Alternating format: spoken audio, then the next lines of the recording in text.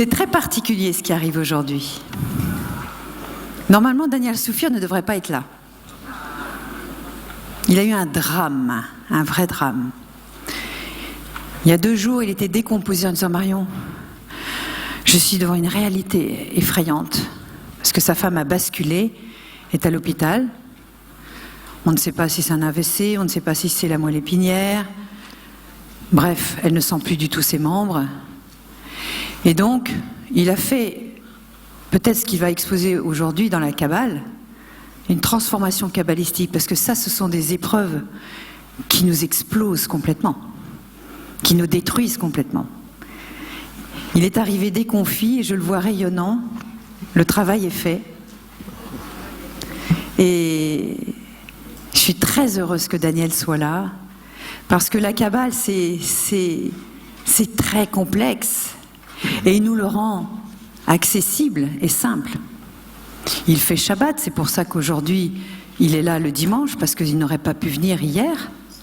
Et bien sûr, il observe toutes les fêtes juives, étant juif lui-même, et donc porteur de cet élément spirituel de la Torah, qu'est la Kabbale.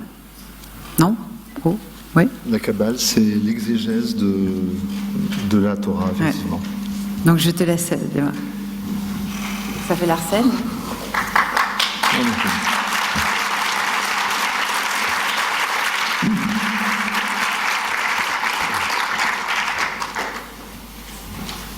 Bonjour. Alors, avant de rentrer dans le vif du sujet, ça serait bien de donner une petite définition dans le domaine qui nous concerne de ce qu'est la Kabbale. Alors, la Kabbale, c'est surtout la science de recevoir pour partager. Quand on dit la science de recevoir pour partager, c'est-à-dire recevoir sur tous les plans pour partager sous tous les plans. Et c'est même une des définitions de notre vie, de l'existence. Alors, je vous rassure, vous n'allez pas sortir totalement fou de cette conférence. On peut étudier la Kabbale tout à fait tranquillement. Ce qui est un petit peu déroutant, c'est les grands secrets de la Kabbale, et on ne va pas les aborder aujourd'hui. Donc, il faut enlever un petit peu toute cette brume qu'il peut y avoir sur la Kabbale, qui voudrait qu'on n'étudie pas la Kabbale avant l'âge de 40 ans, on n'étudie pas la Kabbale si on n'a pas 30 ans de Talmud, 170 ans d'études de la Torah, 830 ans de philosophie hébraïque. Bon, c'est un peu comme si on vous disait, alors que vous avez envie de jouer au tennis, vous voulez faire une partie de tennis, vous avez fait Roland-Garros ? Non ? Alors vous ne jouez pas au tennis. C'est un peu ça. Alors on a dit relation verticale, ça veut dire qu'est-ce que le Créateur reçoit de moi et qu'est-ce que moi je reçois du Créateur. Relation horizontale, qu'est-ce que je reçois de l'univers et qu'est-ce que l'univers reçoit de moi. C'est à peu près la meilleure définition de la Kabbale, c'est la science de recevoir pour partager. Alors une fois qu'on a dit ça, on va rentrer dans le vif du sujet. Pourquoi est-ce que la Kabbale est si proche de l'univers quantique? C'est parce qu'il y a plusieurs milliers d'années, la Kabbale avait senti que la matière, c'était de la lumière condensée. Et la Kabbale va plus loin, elle dit que la nature première de la matière, c'est elle de se volatiliser et de devenir lumière, de devenir esprit. J'ai oublié de mettre mon chrono, je vais le faire parce que j'ai tendance à, pour une conférence de 1 heure, passer 3 heures.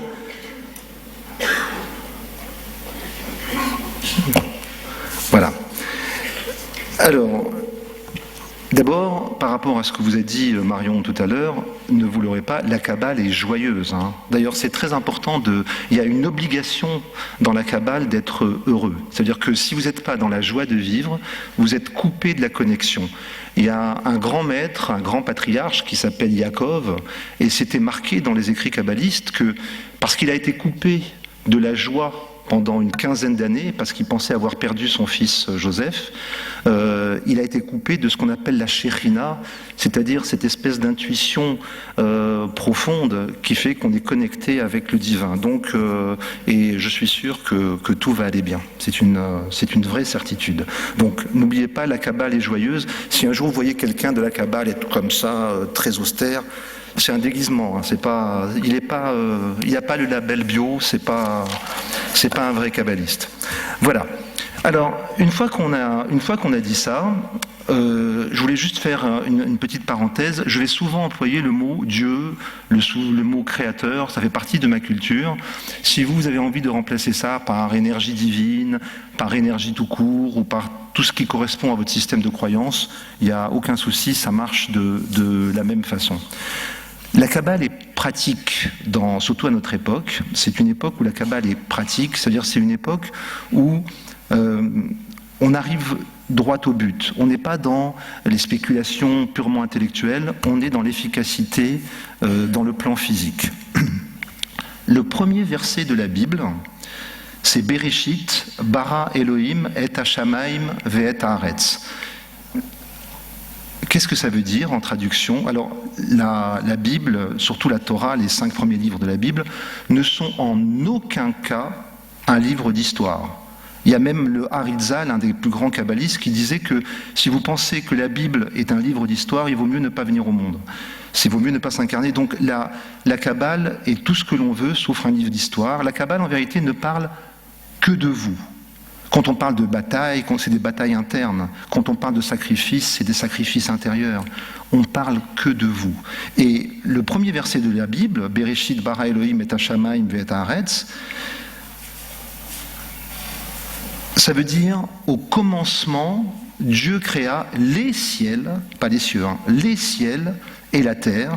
Ça veut tout simplement dire qu'au commencement, dès le début de la création, il y a eu le monde d'en haut et le monde d'en bas. Le monde invisible et le monde physique. Le monde invisible, les kabbalistes l'appellent le monde réel. Le monde physique, les kabbalistes l'appellent le monde de l'illusion. Et puisqu'on est dans un congrès quantique, vous savez très bien que sur le plan physique, la matière, c'est de l'illusion. On est vraiment dedans. Alors, n'oubliez pas ce verset, parce qu'on y reviendra par rapport au monde d'en haut et par rapport au monde d'en bas. Alors, le monde d'en haut, c'est le monde des causes, et le monde d'en bas, bien sûr, c'est le monde des conséquences. Il y a un autre verset, et après on parlera des cellules, j'ai pas oublié le sujet, qui est la Kabbale et le langage des cellules. Hein. Alors, il y a un autre verset qui dit que nous sommes à l'image du divin. Ça veut dire que Dieu nous créa à son image, et toute notre vie, on essaye d'être à sa ressemblance.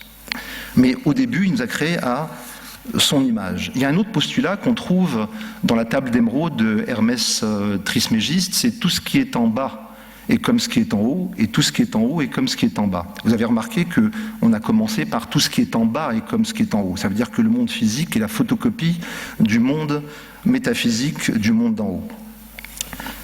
Il faut comprendre que tout est dans tout et qu'il y a une cohérence absolue entre le microcosme et le macrocosme. Nous sommes à l'image de l'univers et l'univers est à notre image.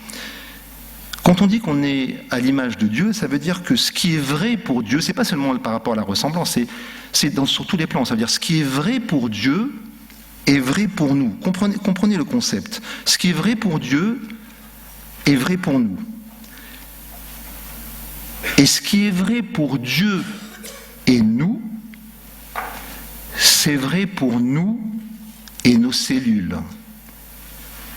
C'est-à-dire pour nos cellules aussi, il y a un monde d'en haut et un monde d'en bas. Pour les cellules aussi, il y a un monde invisible et un monde physique. Et ça veut dire aussi que de même que nous sommes les enfants du divin, et que nous sommes les cellules de Dieu, nous sommes Dieu pour nos cellules et elles sont nos enfants. Comprenez bien ce concept énorme de réellement créateur et dans le monde physique et dans votre monde intérieur. Et si les cellules sont nos enfants et si nous sommes Dieu pour nos cellules, ben vous savez que comme tous les enfants, ils grandissent, ils évoluent, ils finissent de plus en plus par nous ressembler et des fois ils finissent même par être nos propres parents. Il faut comprendre la cohérence du système. Nous sommes les cellules de Dieu et nous sommes Dieu pour nos cellules. Ça veut dire que les cellules sont à notre image et à notre ressemblance, c'est-à-dire que les cellules aussi sont sensibles à cet aspect essentiel du donner pour recevoir. Si on prend les cellules de l'intestin, par exemple, elles aussi, elles ont une connexion verticale. Ça veut dire qu'est-ce qu'elles nous donnent et qu'est-ce que nous lui apportons. Et il y a une connexion horizontale. Qu'est-ce qu'elles amènent aux autres cellules et qu'est-ce que les autres cellules partagent avec elles. C'est ce concept majeur qui fait en sorte que les cellules nous rapprochent de nous par rapport au divin. Alors, ce que les cellules reçoivent et partagent avant tout, ce sont les informations. Les kabbalistes insistent beaucoup sur l'information. Ça glisse un peu. Les kabbalistes insistent beaucoup sur l'information et on appelle ça aussi le monde des émanations. Pourquoi est-ce que les kabbalistes insistent sur la création ? Sur l'information ? Parce que l'information est créatrice. Dans la Kabbale, l'information précède toujours la création. Quand vous prenez le nom sacré, parmi tous les noms sacrés dans les textes du Zohar, dans les textes de Kabbale ou dans la Torah, prenez le nom Yod He Vav He. Yod He Vav He, c'est le fameux tétragramme, c'est le fameux Yahvé, c'est le fameux IHVH, appelez ça comme vous voulez. En vérité, ce nom représente les quatre mondes qui forment l'arbre de vie. Les 10 séphirotes, les 10 plans énergétiques de l'arbre de vie sont contenus dans ces 4 mondes. Ces 4 mondes, c'est Yod, le monde des émanations, le monde de l'information, He, le monde de la création, Vav, le monde de la formation, et encore un He, le monde de l'action. Ce nom qui représente donc Yod He Vav He, le nom des 4 mondes, d'ailleurs, si vous allez voir dans des bouquins de Kabbale, assez vieux, parce que dans les livres modernes, on ne le fait plus, vous pouvez voir, et les maîtres insistent là-dessus, que le nom Yod He Vav He, quand on les met, ces lettres-là, sur le plan vertical, ça représente une forme humanoïde. C'est ce qu'on appelle l'Adam Kadmon.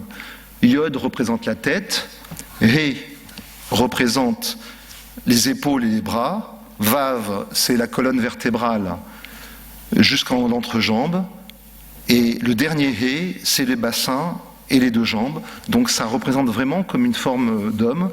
Et il y a un postulat qui est très très actuel, puisqu'il a été remis au goût du jour par ce qu'on appelle la loi d'attraction, c'est l'information crée quelque chose qui se forme dans le monde physique. L'information crée quelque chose qui se forme dans le monde physique. Ce que je viens de faire, et qui est une formule de la loi d'attraction, c'est ni plus ni moins que prononcer le nom de Dieu.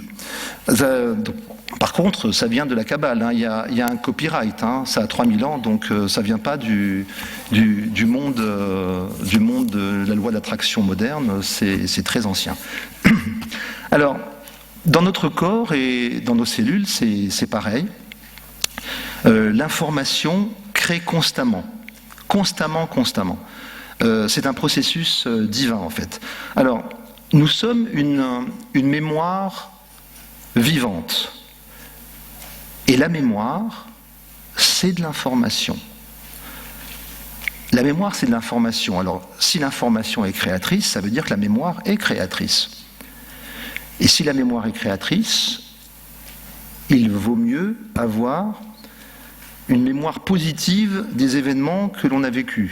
Il vaut mieux dire, grâce à Roger, mon mari, j'ai pu évoluer et devenir ce que je suis maintenant, que de dire, grâce à ce sale mec qui m'a gâché ma vie, et à cause de lui, je suis dans une situation pas possible. Donc c'est juste l'information que vous avez dans la mémoire qui est importante.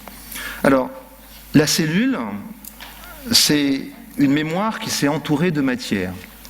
Et la mémoire, donc, comme l'information, la mémoire, c'est de l'information, la mémoire crée quelque chose qui se forme dans le monde physique. Et l'information véhiculée par notre vécu imprègne totalement nos cellules. Alors, ce processus divin, loin de faire de nous des victimes, en vérité, c'est une bénédiction parce que ça peut faire de nous des magiciens, tout simplement. Avant la création du monde, il y avait l'information. Et dans la Kabbale, donc, on parle du monde des émanations.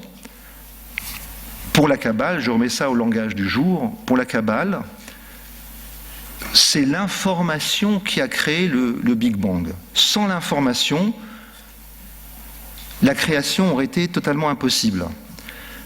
Et en plus, dans votre intuition profonde, vous savez que un Big Bang, ça ne peut pas s'être produit comme ça. Quand j'étais étudiant, quand on m'avait dit le Big Bang, ça s'est produit comme ça, c'est une création ex nihilo qui s'est produite à partir de rien, et que la cause des causes, c'est le Big Bang, et on a tout de suite envie de dire, la cause des causes, c'est dû à quoi? Et pour la cause des causes, c'est dû à quoi? Ça fait désordre. Et à chaque fois, quand vous demandiez ça à un prof de physique, il vous disait, c'est le début, c'est comme ça, à partir de rien, est venu tout. Non mais en plus, ils le disent sans culot, avec un gros aplomb. Alors, il n'y a rien, sans aucune raison, et en une nanoseconde, à partir d'un point qui n'est pas défini, ils appellent ça une singularité, toute la matière est apparue. Alors, il peut y avoir les plus grands savants, 3 jours de calcul, avec les plus grandes explications, même si on me montre la photo, j'y crois pas. On dit dans les textes sacrés que le Créateur tressait des tresses, des couronnes de l'être avant la création du monde.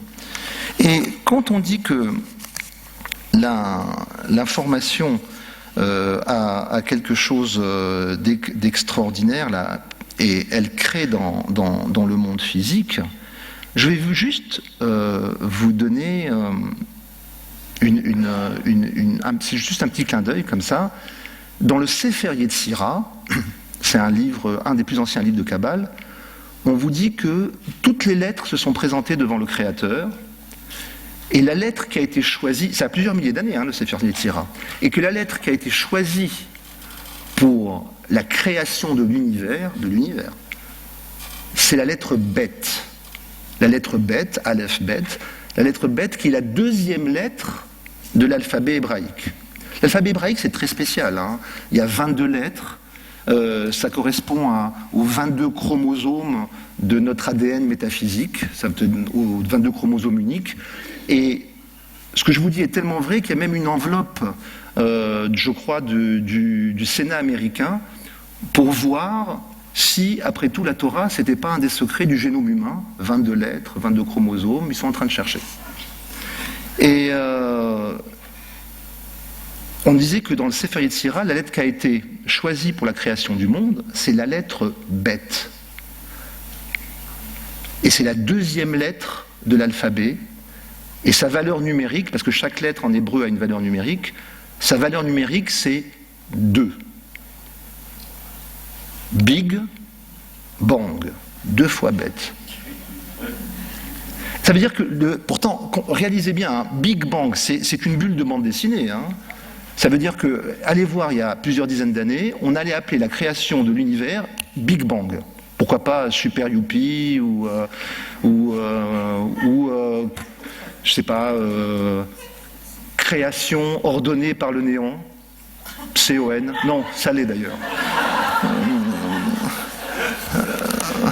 Non, Big Bang, ça pouvait pas être autre chose. Ça pouvait pas être autre chose que Big Bang. Et c'est là où l'énergie d'information est créatrice. Ça pouvait pas être autre chose. Ça devait commencer par 2 fois bête. Quoi qu'on fasse, qu'on monte au ciel, qu'on descende, ça devait être Big Bang. Parce que c'est la lettre bête qui a été choisie il y a plusieurs milliers d'années pour désigner la création du monde physique. Alors, le gros intérêt de cette information du Big Bang, c'est que comme nous sommes à l'image du Créateur, c'est que nous aussi, nous avons un pouvoir de faire des Big Bang. C'est pas une blague, hein. Ça veut dire que quand vous mettez une information avec ce qu'on appelle la kavana, l'intention, vous avez le pouvoir, là où vous mettez une intention et une information, là où vous mettez une information avec de l'intention, vous avez le pouvoir vous-même de créer le Big Bang. Et ça, c'est un cadeau énorme. C'est pour ça que l'information qui crée constamment ce processus divin est un cadeau, est une bénédiction pour nous dans notre vie de tous les jours, parce que nous avons ce pouvoir de magicien et de faire des miracles. Alors, on va rentrer pour de bon dans le langage des cellules. Il y a quelque chose que je voudrais que vous reteniez. Les cellules ne demandent qu'une chose. Le langage est très très simple en vrai. Les cellules ne demandent qu'une chose, être en harmonie et en cohérence avec la création, donc en harmonie et en cohérence avec la création, et se souvenir que vous êtes créateur. Être en harmonie avec la création, se souvenir que vous êtes créateur. C'est simple, non ? C'est pas si simple, mais c'est déjà une première approche. Voilà simplement le langage des cellules, et on va voir qu'est-ce qui découle de tout ça. Alors ce langage, bien sûr, être en cohérence, en harmonie avec la création et se souvenir que nous sommes créateurs, ce langage, il est dans nos cellules, il vit dans nos cellules. On va dire même que les kabbalistes disent que les cellules parlent ce langage, et que ce langage, c'est même les cellules elles-mêmes. Les cellules sont ce langage. Il faut comprendre, vous êtes pour vos cellules comme le Créateur pour l'humanité. Je veux juste que vous mesuriez votre responsabilité. Alors maintenant que vous connaissez le mode d'emploi, vous êtes responsable du mode d'emploi. Il faut comprendre. Il ne fallait pas venir si vous ne vouliez pas connaître le mode d'emploi. Mais là, maintenant, vous êtes responsable de ça parce que vous le savez. Alors, ce qu'il faut comprendre, c'est que nous devons prendre la responsabilité d'être le porte-parole du Créateur, de véhiculer les informations originelles sans les altérer. Et les cellules, elles sont là pour vous jauger selon votre capacité à être le porte-parole de cette programmation divine. On va continuer dans le langage des cellules. Alors, si vous voulez savoir un peu quelle langue parlent les cellules, c'est facile. Elles parlent une langue qui était autrefois très usitée. Les cellules parlent le divin. Ça veut dire que les cellules enregistrent notre langage, à nous, qui devons avoir le même langage que le divin. Alors il y a un petit souci, c'est que si nous parlons mal le divin, les cellules qui ne connaissent pas une autre langue ne nous comprennent pas et ne communiquent pas correctement avec nous, aussi bien dans un sens que dans l'autre, aussi bien au niveau de la réception qu'au niveau de l'émission. C'est vraiment, ça devient un langage étranger. J'avais un de mes maîtres de Kabbale qui disait que c'est un peu comme un homme et une femme qui ne se comprennent pas, et ils ont chacun un langage différent. Je ne résiste pas au fait à l'envie de vous raconter une petite blague que j'aimerais bien me raconter à chaque fois mon maître de Kabbale à New York, à propos des hommes et des femmes qui ne se comprennent pas parce qu'ils ne parlent pas la même langue. C'est plus complexe qu'on le croit. On disait qu'il y avait un grand architecte qui se baladait dans la rue, et puis tout d'un coup, paf, il tombe sur une lampe. Il dit tiens, une lampe, j'ai déjà vu ça. Il prend la lampe, il dit oh c'est bizarre, il la frotte un peu, bingo. Il y a un génie qui en sort. Il a dû sortir d'un cours de Kabbale. Et il n'est pas très étonné. Le génie lui dit écoute, si tu veux, tu peux faire un vœu. Et un vœu, parce qu'on est dans une époque moderne, il n'y en a plus 3 maintenant, il n'y en a plus qu'un seul. On est pressé. Donc, ce génie dit tu veux, on peut faire un vœu. Oh, l'architecte il réfléchit, il dit j'ai un fantasme fantastique, je suis architecte, j'ai toujours rêvé de quelque chose, je veux construire un pont de Paris à New York. Le génie il regarde, il dit attendez, il dit moi je suis génie, je ne suis pas Dieu. Un pont de Paris à New York, faut pas rigoler, je t'ai demandé un vœu, pas quelque chose de ce type. Et il lui montre le plan, il dit mais regarde, voilà le plan, un pont entre Paris et New York. Il dit non, je t'ai demandé un vœu. Bon, l'architecte qui range son plan, il dit alors j'ai peut-être un autre vœu, il dit je voudrais comprendre ma femme. Et il y a le génie qui voit, il dit fais voir le plan déjà.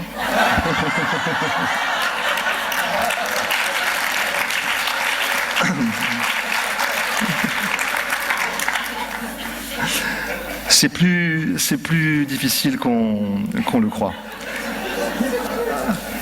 Alors, toutes les cellules sont connectées à nous, et nous sommes connectés au divin. Donc, toutes les cellules, elles ont donc une relation aussi, comme on l'a vu, verticale, et elles sont connectées également entre elles, connexion horizontale. En fait, ça vous rappelle rien, ça l'homme au carrefour des chemins, ça existe il y a 3000 ans, bien avant certains événements, qui peut-être ont été mal compris. Alors,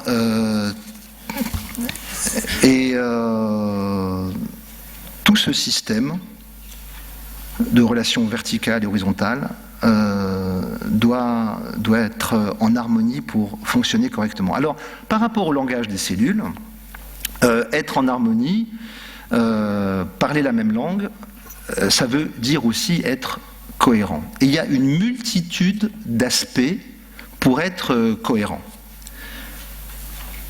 Et on ne se rend pas compte des conséquences si on n'est pas cohérent dans notre vie de tous les jours. Par exemple, moi j'avais un ami israélite qui venait d'Europe de l'Est, et sa famille, a subi quelques événements il y a quelques dizaines d'années, bien sûr. Et il adorait rouler en Audi. Il adorait cette voiture, et il ne supportait pas le peuple allemand. C'est pas cohérent. D'ailleurs, sa voiture, elle avait des emmerdements pas possibles, elle tombait en panne tout le temps, il y avait des PV, elle se faisait enlever, elle marchait jamais. Faut bien comprendre, ça, c'est quelque chose qui n'est pas cohérent. Vous allez me dire, et alors, mais ça agit sur nos cellules. Ce côté manque de cohérence est extrêmement important. Quelqu'un qui ne supporte pas la culture asiatique, qui ne supporte pas les Asiatiques parce qu'ils ont des procédés commerciaux qui ne conviennent pas et qui adorent manger chinois, il y a un problème, ils s'empoisonnent. Il y a une personne qui est venue me voir au cabinet et qui m'a dit ça fait 2 ans que je cherche un compagnon. Ça fait 2 ans que je cherche un homme dans ma vie. Et elle était israélite en plus, la femme. Je vais vous dire pourquoi. Ça fait 2 ans que je cherche un homme dans ma vie et c'est impossible, les hommes sont tous des porcs.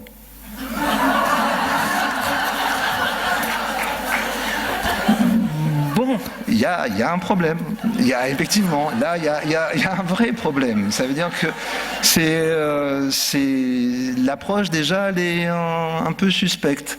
Et puis, j'ai envie de lui dire, attendez un peu, changez d'avis, regardez ce que vous allez faire, et puis après, prenez un homme. Parce que si la chance, si le ciel, si votre talent va vous amener un homme dans votre vie, ça va vous empoisonner aussi. C'est ça qu'il faut comprendre.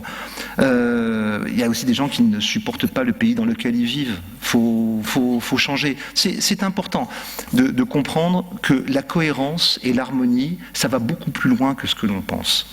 Alors, il y a quelque chose qu'il faut comprendre aussi, c'est que les cellules respectent ce qu'on en appelle la règle du jeu. Et même les cellules sont gardiens de votre contrat. Je m'explique.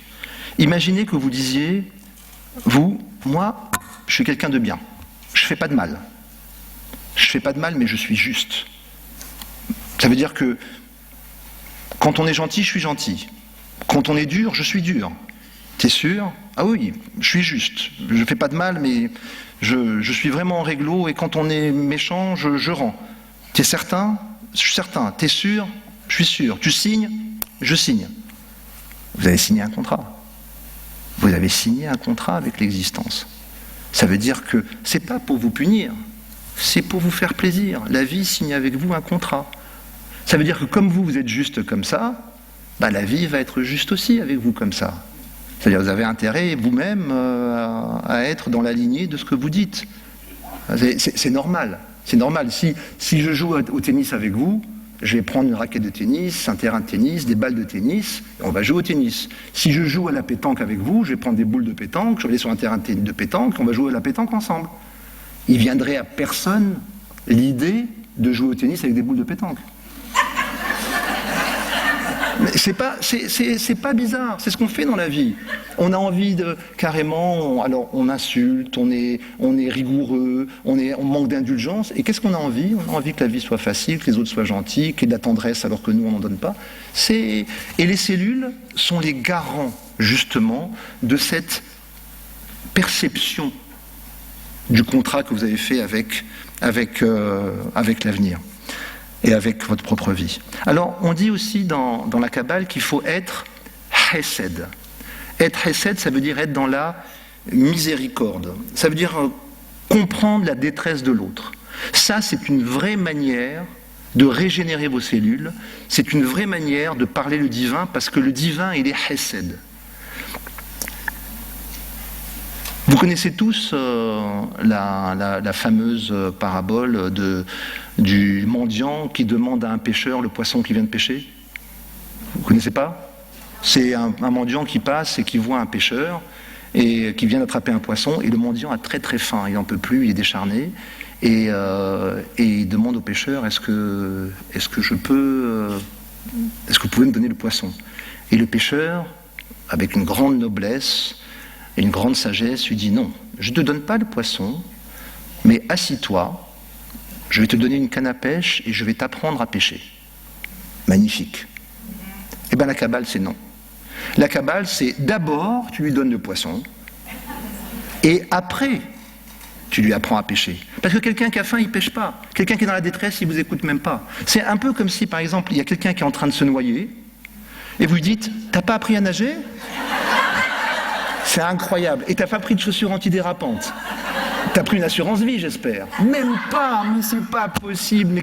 Mais t'es stupide. Et le type est en train de se noyer. Non, quelqu'un qui se noie, une bouée d'abord. D'abord la bouée, on le ramène, et après la bouée, là on peut lui dire, écoute, apprends à nager, prends une assurance vie, tes chaussures elles glissent, tu sais. Là, d'accord. C'est ça qu'il faut comprendre. Ça, c'est le langage des cellules. C'est le langage de cohérence avec le divin, et vos cellules sont les garantes de ce système.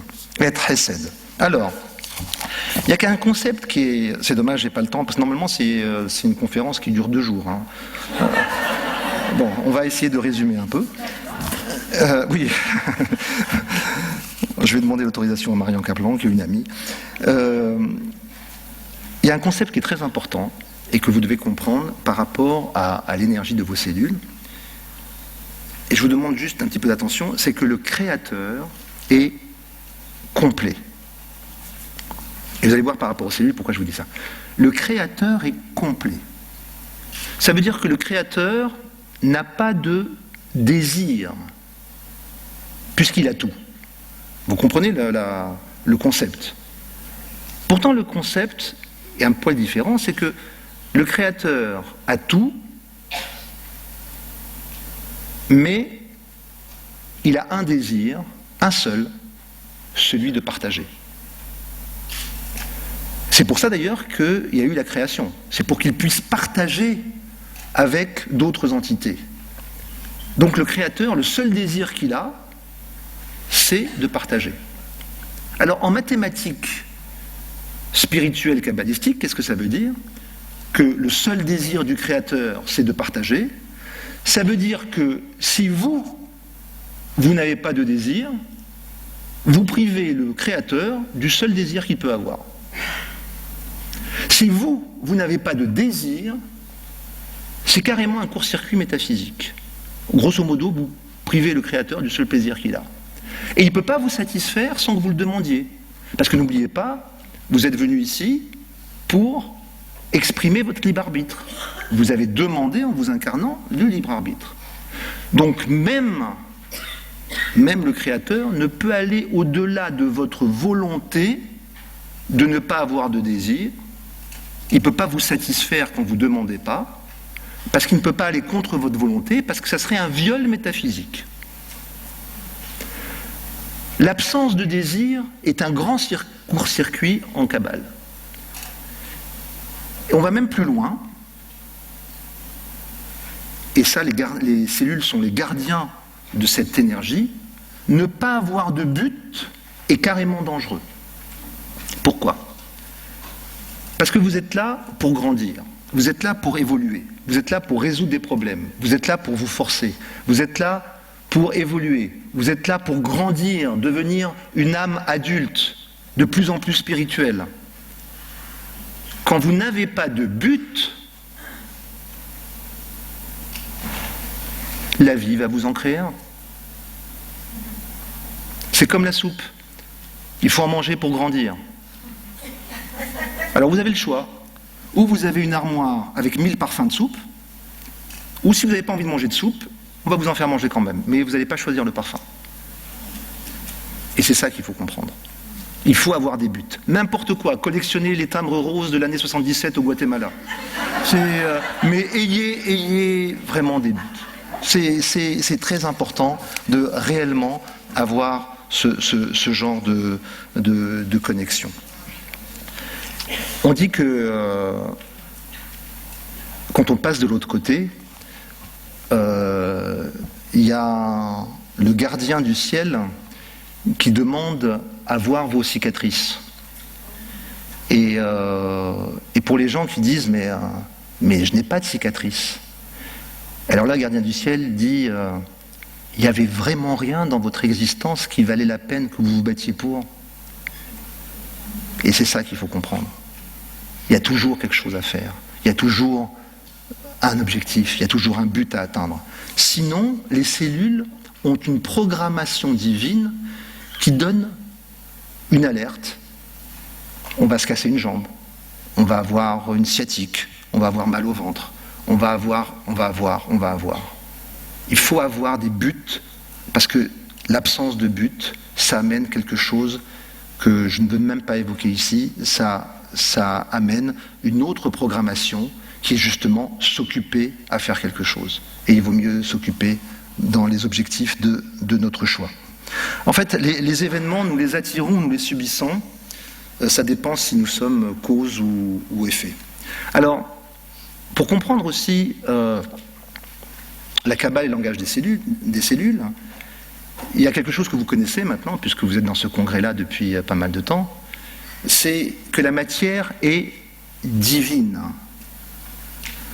Pour faire place à la création, le Créateur s'est retiré de sur lui-même.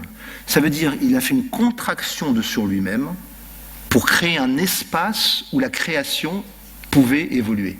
Parce que la création qui est imparfaite, où nous on doit la rendre parfaite, la création qui est imparfaite, elle ne peut pas supporter la perfection divine. C'est ça la théorie.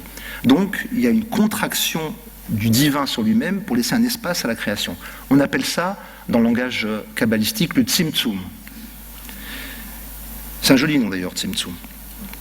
Et par contre, on croit qu'il n'y a pas le divin dans la création, mais en vérité, il y a ce qu'on appelle un cave, ça veut dire un rayon de lumière qui est rentré dans la création, qui est rentré dans la matière. Ce que je voulais vous faire comprendre, c'est que la matière est divine.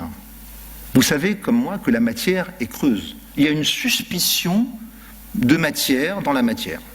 On sent une présence, une condensation quelque part, mais on sait que c'est une illusion de nos sens. On sait que c'est des électrons qui tournent très vite, Et vu qu'il tourne à la vitesse de la lumière, sur une distance très courte, on a l'impression que c'est quelque chose de solide.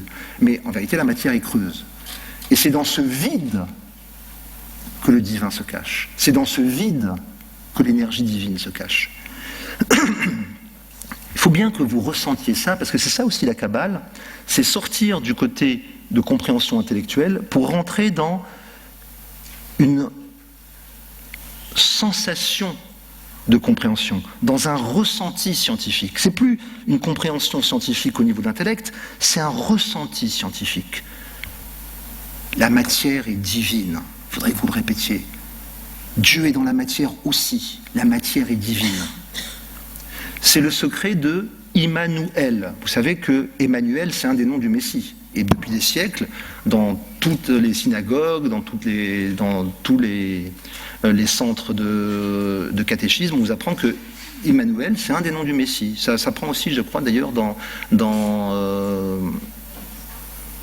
d'autres obédiences. Mais Immanuel, ça veut dire Dieu est dans nous. Immanu, dans nous, avec nous. Elle, Dieu. Dieu est dans nous, c'est un des secrets de la conscience messianique. Quand vous savez que la matière est divine, les choses sont tout à fait différentes. D'ailleurs, il faut comprendre que puisque nous sommes dans un monde matériel, il faut passer par la matière.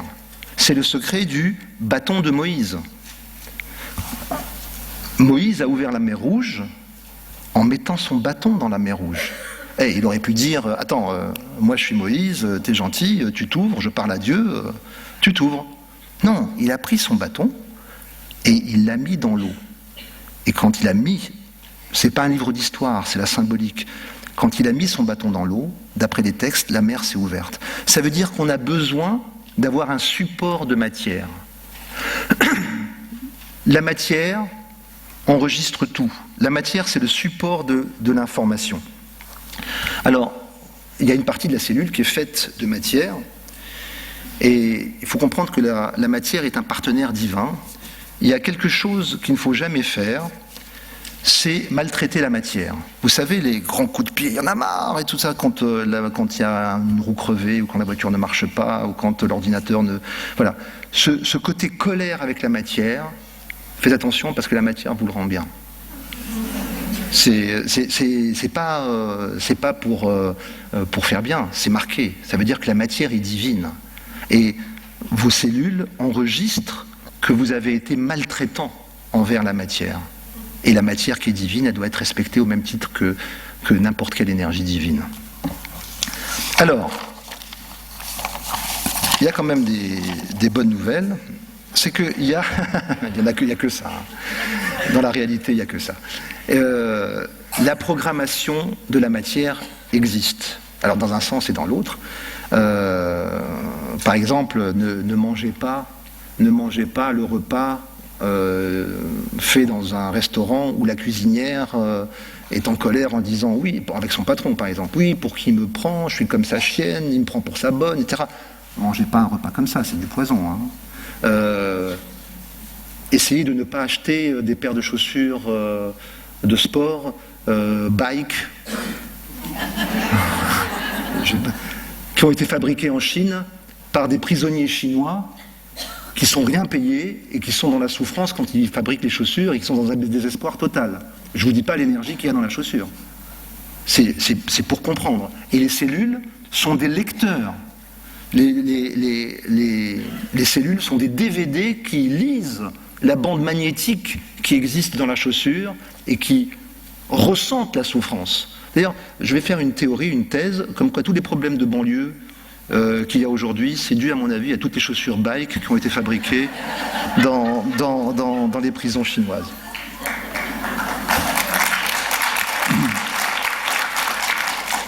Alors heureusement, il y a des programmations volontaires. J'ai un ami thérapeute extraordinaire qui est sur Paris et qui habite dans un vieux quartier de Paris et qui habite à côté du Palais Royal. Je ne vous donnerai pas le nom parce que après vous allez tous aller là-bas. Et c'est un vieil immeuble où il y a un passage. C'est-à-dire qu'on rentre par une porte et on sort de l'autre côté du Palais Royal. Et dans cet immeuble, il y a un passage, et il y a une femme extraordinaire qui est la gardienne de l'immeuble, une Portugaise extraordinaire de générosité, qui lave les pavés du passage tous les jours, quand elle travaille. Et à chaque fois qu'elle lave les pavés de ce passage, elle se dit, faites que tous les gens qui passent ici soient touchés par la grâce. Alors, je ne peux pas vous donner l'adresse, sauf en privé, si vous voulez venir me voir. Quand vous passez par ce passage, vous sentez différent. Vous sentez, vous dites, je ne sais pas ce qui se passe, mais c'est incroyable, je me sens bien. Il y a une vraie énergie de générosité, il y a une vraie énergie de grâce, surtout qu'elle le fait depuis 30 ans, ça a dû s'imprimer depuis. Hein.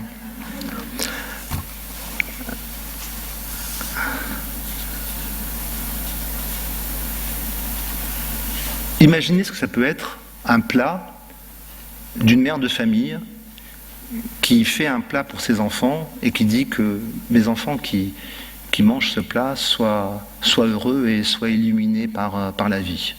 C'est un cadeau du ciel. On a tous ce pouvoir-là.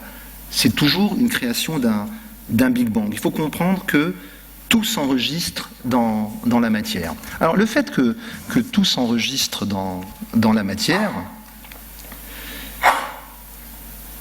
alors ça, quand une personne éternue, il y a un code kabbalistique, je vous le donne. Alors quand une personne éternue, ça veut dire c'est vrai. Ça veut dire, vous êtes là, vous dites, je sais pas, est-ce que je vais en Espagne ou est-ce que je vais en Italie cet été? Est-ce que je vais en Espagne? Atchoum, c'est en Espagne. Vous êtes sûr, hein, mais faites-le. Je ne vous demande pas de me croire, je vous demande de tester. Alors, le pouvoir d'être créateur associé à la conscience que la matière est divine, ça peut donner des résultats extraordinaires. N'oubliez pas que le créateur en moi et dans ma matière parle la même langue que l'énergie divine cachée au milieu de la matière. Et on peut faire beaucoup de choses. Par exemple, vous connaissez l'effet placebo. L'effet placebo, c'est finalement, on a informé une matière pour un temps plus ou moins court, que cette matière avait un pouvoir de guérison. Mais en plus, ce qui est extraordinaire, c'est que les médecins, quand ils parlent, ils disent « ouais, c'est un placebo ». Ouais, c'est un placebo, 65% de réussite, donc c'est peut-être plus qu'un placebo. L'effet placebo, donc, on peut le faire volontairement. Alors, il ne s'agit pas de rentrer dans la polémique, est-ce qu'il faut prendre tel médicament ou tel médicament ou tel médicament, c'est pas ça. Si vous avez une substance qui vous plaît, c'est plus facile, mais c'est surtout pour les gens, parce qu'il y a beaucoup de gens qui viennent voir des thérapeutes et qui disent « oh, j'ai été obligé de prendre ce médicament. Oh, je m'en veux. J'ai été obligé de prendre cette substance. Et pourtant, je ne voulais pas le faire. Hein. Soyez pas obligés. Et si vous sentez que vous êtes obligé, ben c'est très simple. Vous informez la substance, sans rentrer dans aucune polémique. Hein. C'est-à-dire, vous prenez la substance, le comprimé, et vous dites au comprimé, en aidant la kavana, c'est-à-dire la conscience que vous avez le pouvoir d'informer la matière, vous dites, je te demande, vous pouvez le tutoyer, hein, c'est un copain, je te demande de faire ce qu'il y a de mieux pour que mon corps fonctionne bien. Pas pour me guérir. Hein. Je te demande, ça veut dire que vous êtes malade, je te demande de faire ce qu'il y a de mieux pour que mon corps fonctionne bien.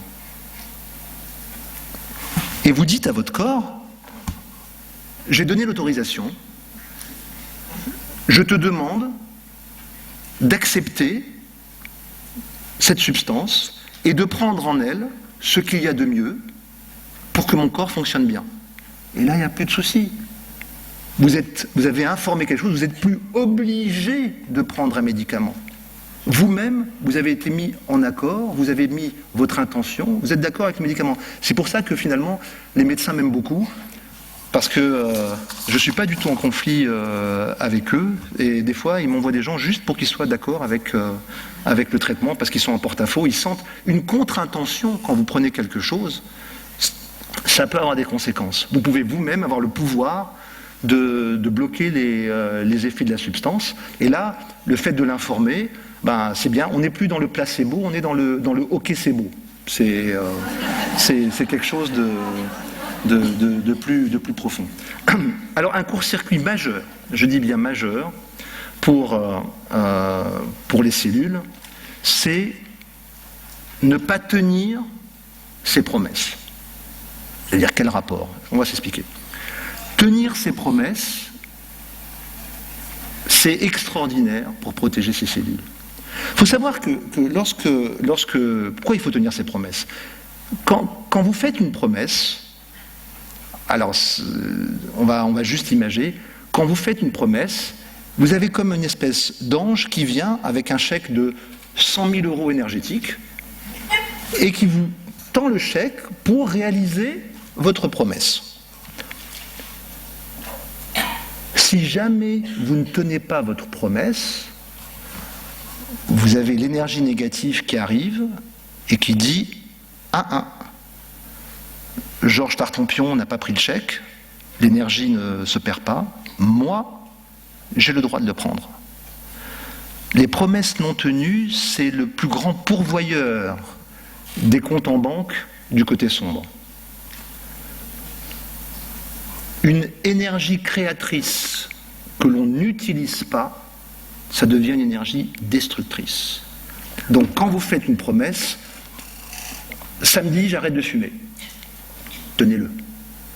Je mange plus de gluten à partir du mois prochain, faites-le. Je reprends le sport le mois prochain, faites-le. Tous ces genres de choses. Et même, puisque les cellules sont les gardiens de vos contrats, même promettre à votre petit voisin d'à côté, tu verras, mardi prochain, je vais t'acheter un livre.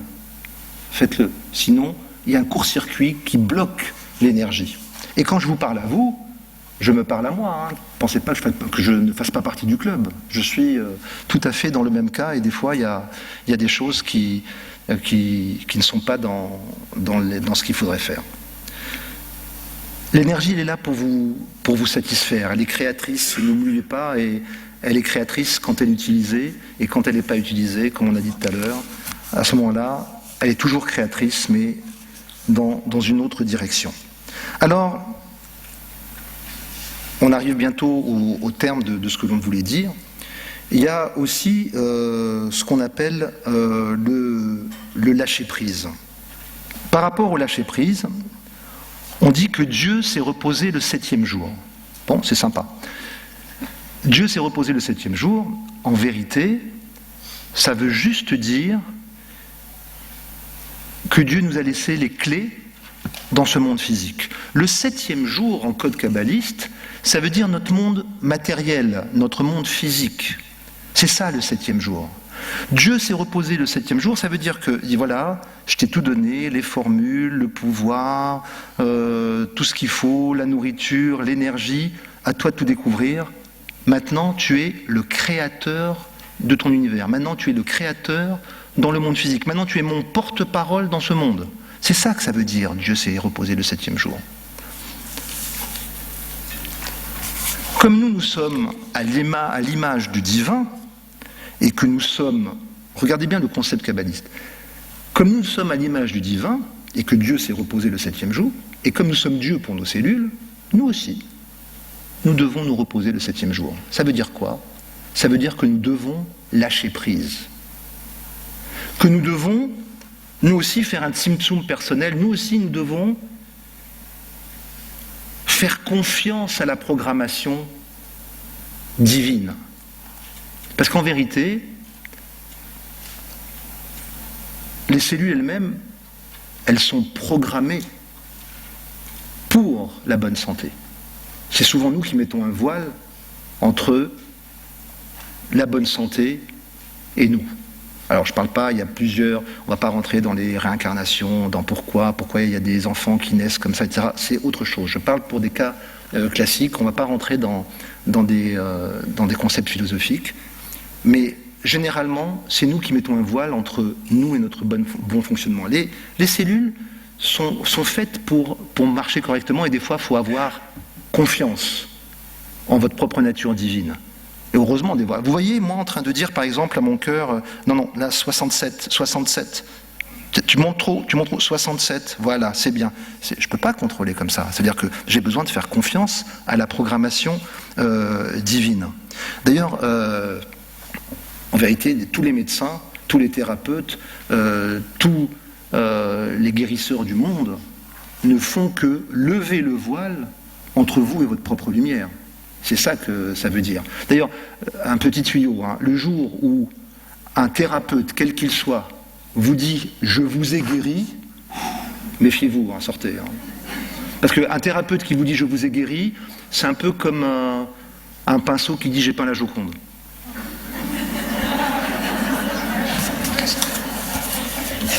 Non, c'est l'artiste qui a peint la Joconde. Le pinceau, on l'a utilisé, mais c'est juste un intermédiaire.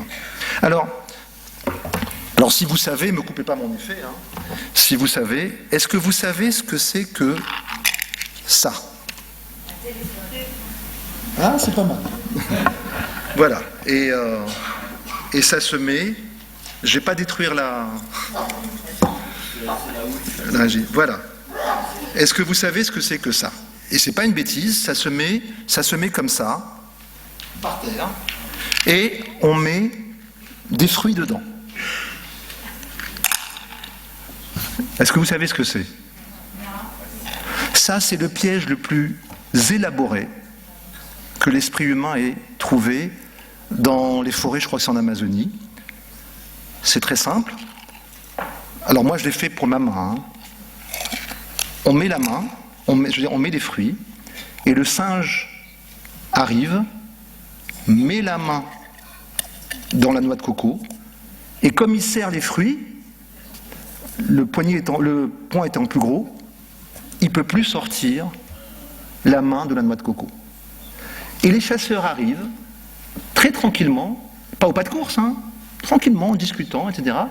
Ils prennent le singe, qui va se faire écorcher, cuire à la broche, dévorer, alors qu'il lui suffisait simplement de lâcher les fruits pour s'échapper. Non, il tient, il lâche pas prise. Vous pensez qu'on est vraiment différent de ce singe ?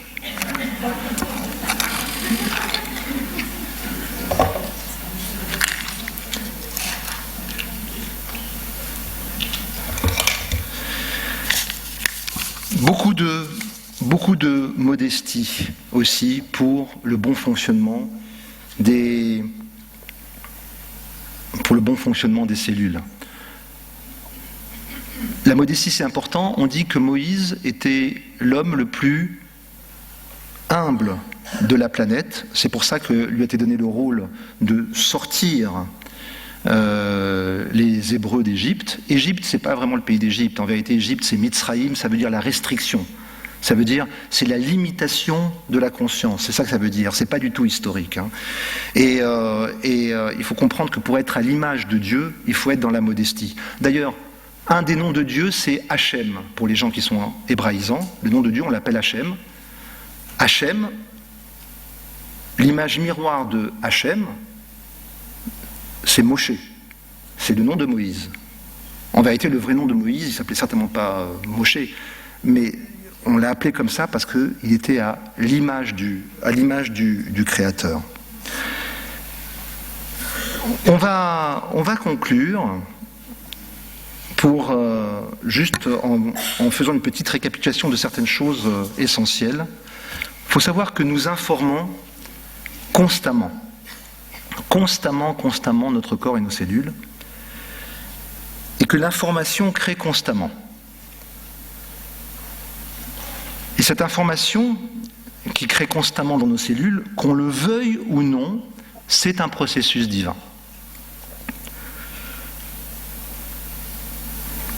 Tout se joue, si vous voulez, entre deux programmations. La programmation du père de nos cellules, c'est-à-dire nous, et la programmation du grand-père de nos cellules, c'est-à-dire Dieu. Si les deux programmations sont cohérentes, la vôtre et celle du divin, c'est le jackpot, vous avez gagné.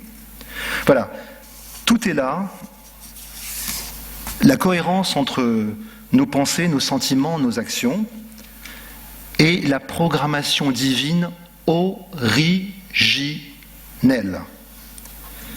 Voilà, tout est là, la cohérence entre l'information divine et notre rôle à être le porte-parole de cette programmation divine. Je voulais aussi vous dire quelque chose. Tout à l'heure, je vous ai parlé imaginez un cuisinier en train de faire un plat avec la kavana, l'intention de dire que toutes les personnes qui goûtent à ce plat soient touchées par la grâce et soient illuminées. Et je vous demande d'imaginer, quand vous êtes, par exemple, dans une conférence, imaginez que l'intervenant, il est la kavana, que toutes les personnes qui l'écoutent soient connectées et se rebranchent avec leur nature divine. Merci.